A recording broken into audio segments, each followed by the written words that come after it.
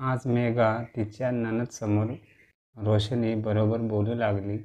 शेवटी ती कुठपर्यंत तिथं बोलणं सहन करणार होती. जेव्हापासून रोशनी आली आहे तेव्हापासून ती मेघावर आळ घेत आहे. सगळ्यांसमोर, पाहुण्यांसमोर रोशनीने नेहमी मेघाचा अपमान केला होता. मेघा किती वाईट आहे हे सांगण्यासाठी रोशनी कुठे जागा सोडत नव्हती. गेल्या वर्षी मेघाचा नवरा राघव एका कार ॲक्सिडेंटमध्ये देवाघरी गेला होता. मुलगा गेला हे दुःख विशाखा ताईला सहन झालं नाही. तेव्हापासून त्या अंथरुणावर आल्या आहेत. घरात मेघाचे सासरे आणि तिचा 8 वर्षाचा मुलगा हर्ष पण आहे. मेघा एकटी आहे, त्यामुळे तिच्या आई-वडिलांनी तिला माहेरी नेण्याचा प्रयत्न केला, परंतु ती तिच्या आई-वडिलांसोबत गेली नाही, कारण तिच्या सासू-सासऱ्यांना तिची गरज होती.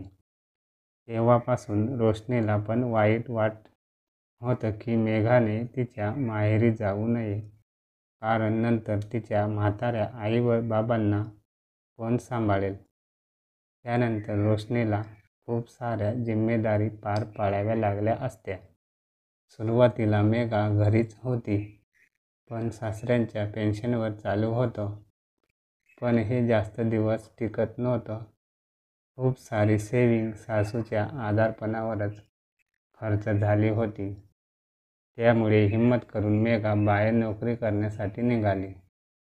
इंटरव्ह्यू दिल्यानंतर मेघा एका स्कूलमध्ये जॉईन झाली. सकाळच्या वेळी सगळं काम आवरून ती स्कूलमध्ये जात होती आणि स्कूलमधून आल्यावर पण ती सगळी घरातली कामे करत होती.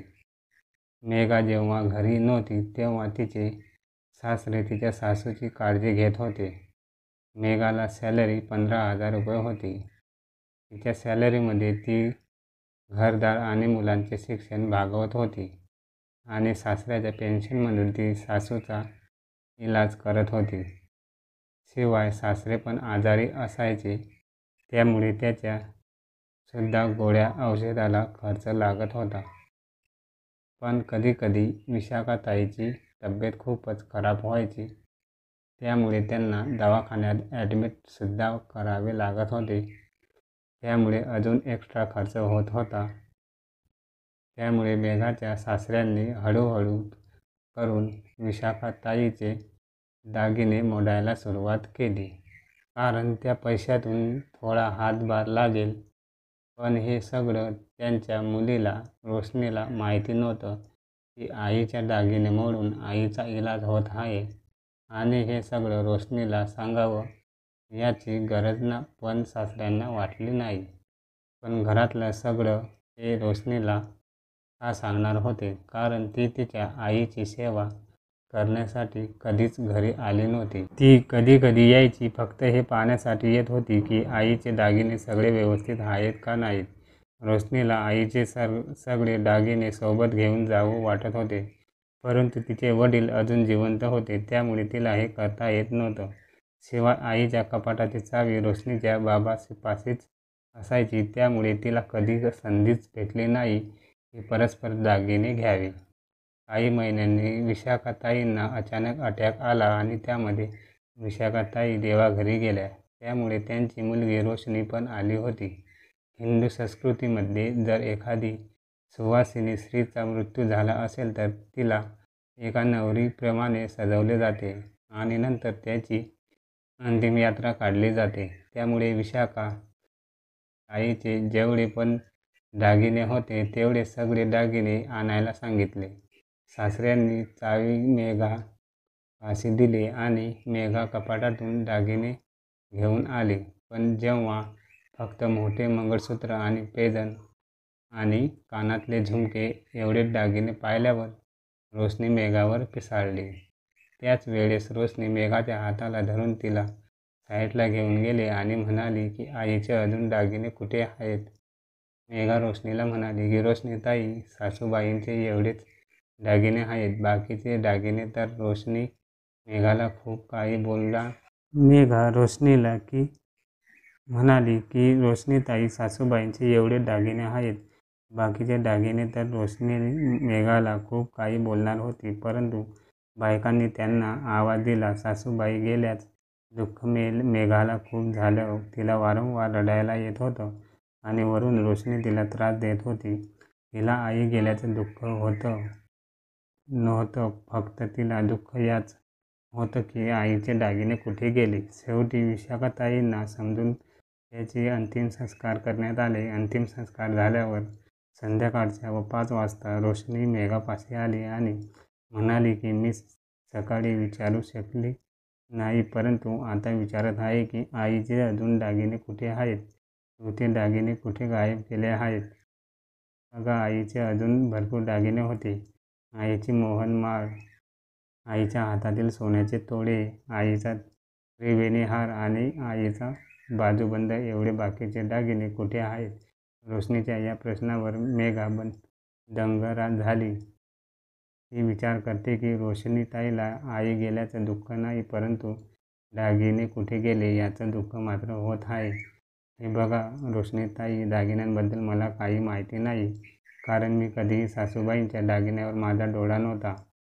पण मला माहीत आहे की हळूहळू आईच्या सासूबाईच्या इलाजासाठी बाबांनी ते दागिने मोडले आहेत, कारण त्या दागिन्यापेक्षा आम्हाला सासूबाईचा जीव वाचवणं महत्त्वाचं होतं. रोशनी अजून तिला काही म्हणणार होती, परंतु मेघाला तिच्या सासऱ्यांनी आवाज दिला आणि मग ती तिथून निघून गेली. जेवढे पण आईच्या अंतिम संस्काराला नातेवाईक आले होते, त्या सगळ्या नातेवाईकांसमोर रोशनी मेघाचा अपमान करत होती. सगळ्यांना सांगत होती की माझ्या वहिनीने माझ्या आईचे दागिने लंपास केले आहे आणि हळूहळू वहिनीने दागिने माहेरी पाठवून दिले आहेत. माझ्या आईच्या दागिन्यावर मेघा वहिनीचा डोळा होता, त्यामुळेच तर माझा दादा गेला तरी पण ती इथं राहत होती, कारण मी फक्त संधी पाहत होती. कधी माझी आई जाते आणि सगळ्या दागिन्यावर कधी डल्ला मारते. मी असं आजपर्यंत कधी ऐकलं नाही की विधवा सून कोणताही फायदा न मिळवता सासू सासऱ्याची सेवा करते. काही नातेवाईक रोशनीला समजावत होते की आता वेळ ही असे बोलण्याची नाही, तर काही नातेवाईक रोशनीच्या हा मिसळत होते. रोशनीने लहानपणापासून पाहिलं होतं की तिच्या आईकडे भरपूर दागिने आहेत आणि तिला नेहमी वाटत होतं की आईच्या दागिन्यांवर माझाच अधिकार आहे. पण तिला एवढं डोकं नव्हतं की 1 वर्षापूर्वीच तिचा भाऊ हे जग सोडून गेला. त्यानंतर 1 वर्षांनी तिची आई गेली आणि त्यामुळे 1 वर्षात दवाखान्यात किती पैसा गेला असेल याचा विचार ती करत नव्हती. रोशनी नातेवाईकांना बाई बोलत होती.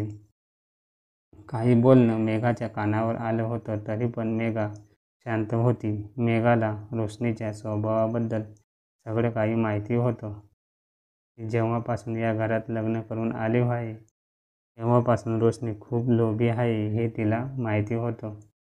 स्वतःचं लोभी असून असा लोभी म्हणते, मला लोभी म्हणते, सगळ्या माणसांबरोबर मला बदनाम करते. तरी पण मेघा शांत होती, कारण अशावेळी तिला घरात कोणताच तमाशा नको होता. तिला सासूच्या विधीमध्ये कोणतंच विघ्न घालायचं नव्हतं. परंतु 13व्या दिवशी ती एवढ्या खालच्या थराला जाऊन बोलेल याची कल्पना मेघाला अजिबात नव्हती. कारण रोशनी मेघाच्या आई-वडिलांना म्हणाली की तुमची मुलगी इथे कशामुळे राहिली आहे? नवरा तर आता राहिला नाही, म्हणून या घरातून तिला अजून काय घ्यायचं आहे? माझ्या आईचे दागिने मेघा बहिणीने कुठे लंपास केले आहेत काय माहीत? जरूर तुम्ही जेव्हा या घरी येत होत्या तेव्हा हळूहळू करून सगळे दागिने घेऊन गेला असेल. असं म्हटल्यावर मेघाला हे सगळं सहन झालं नाही. रोशनी नेहमी मेघाचा अपमान करत होती, पण मेघा सहन करत होती. पण आज तिच्या आई-वडिलांचा अपमान होताना पाहून मेघा शांत बसली नाही. मेघा रागात रोशनीसमोर उभी राहिली आणि म्हणाली की बस केलं, परंतु तुम्ही माझ्या आई-वडिलांचा अपमान करण्याचा हा हक्क तुम्हाला कोणी दिला? कोणावर पण संशय घेण्याच्या आधी पूर्णपणे खात्री करून घ्यावी लागते.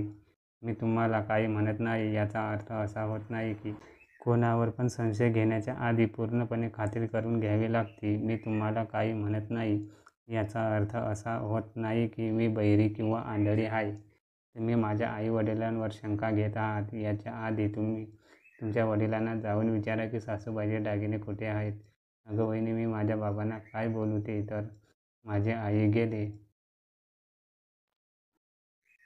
गेली आहे याच दुःखात आहेत आणि ह्यांच्या आधीसुद्धा आई आजारी आहे म्हणून बाबा नेहमी दुःखात होते. त्यामुळे या सगळ्या मोठ्या घरावर फक्त तुझाच अधिकार चालू होता. तू माझ्या आईवडिलांचा विश्वासघात केला आणि हळूहळू माझ्या आईचे दागिने लंपास केले. आता आईचे दागिने तर तू घेतले आहेस, मग काय इथे राहिली आहे? आता हे घर पण तुला घ्यायचं आहे का? रोशनी खूप मोठ्याने बोलत होती, त्यामुळे तिचं बोलणं तिच्या वडिलांना ऐकायला गेलं. ते रागात रोशनीपाशी आले आणि म्हणाले की या घरावर तुझ्या आधी मेघाचा अधिकार आहे. अगं, कधी आमची जिम्मेदारी तू पार पाडली नाहीस किंवा आमची सेवा केली नाहीस.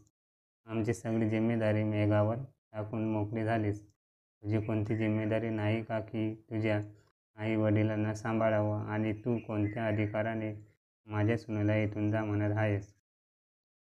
जेव्हा तुझी आई आजारी होती तेव्हा तुझ्या जिभेला काय लकवा झाला होता का? तेव्हा का नाही म्हणाली मेघाला की निघून जा? कारण तेव्हा तुला मेघाची गरज होती. जर मेघा गेली तर तुझ्या आईची सेवा तुला करावी लागली असती. यासाठी तू तुझा फायदा घेण्यासाठी तिला लावलं नाहीस, परंतु आज मात्र तिच्या मागे हात धुवून पडली आहेस. तेव्हा तू तुझ्या वहिनीला म्हणायचं असतं, वहिनी, मी आई-बाबांची आणि माझ्या भाच्याची जिम्मेदारी घ्यायला समर्थ आहे. तुम्ही तुमचं नवीन आयुष्य सुरू करा, पुनर्विवाह करा. तेव्हा अशी तुझ्या वहिनीला का नाही म्हणाली? अगं, या 12 दिवसात तू मेघाबद्दल सगळ्या नातेवाईकांना किती वाईट सांगितलं हे माझ्यासुद्धा कानावर हळूहळू येत होतं. पण मला तुझ्यासोबत कोणता पण वाद घालायचा नव्हता. परंतु आता तू हद्दपार केली. तू म्हणतेस ना की मेघाने दागिने लंपास केले. अगं, पण तू एकदा मला येऊन विचारायचा की बाबा, आईचा इलाज तुम्ही कसा करत आहात? आईला सारखं दवाखान्यात ॲडमिट करावे लागतं, म्हणून तुम्ही एवढे पैसे कुठून आणता? तू कधी माझ्यापाशी बसून 5 मिनटं माझ्याशी या विषयावर बोलली आहेस का? तर मग कान उघडे ठेवून ऐक. तुझ्या आईचे सर्व दागिने मी तुझ्या आईच्या इलाजासाठी वापरले आहेत आणि ते सगळे दागिने मी माझ्या स्वतःच्या हाताने मोडले आहेत. आणि राहिली गोष्ट या घराची, तर हे घर माझ्यानंतर माझ्या सुनेचं आणि माझ्या नातवाचं होणार आहे. जर तुला इथं शांतपणे राहायचं असेल तर तू राहू शकते, नाहीतर या घराचे दरवाजे उघडे आहेत. तू केव्हा पण जाऊ शकतेस. तिचे वडील तिला खूप रागात म्हणाले. शेवटी वडिलांचा रुद्रावतार पाहून रोशनी शांत बसली. रोशनी तिच्या वडिलांवर खूप नाराज झाली. त्या दिवसापासून रोशनी कधीच माहेरी आली नाही किंवा तिच्या वडिलांनी कधीच तिला मनवण्याचा प्रयत्न केला नाही. काही माणसे स्वतःच्या हाताने पायावर कुऱ्हाड मारून घेतात. ही कथा कशी वाटली ते मला कमेंटमध्ये जरूर कळवा. कथा आवडली तर लाईक, शेअर नक्की करा आणि चॅनलवरती नवीन असाल तर चॅनलला सबस्क्राईब करा. धन्यवाद.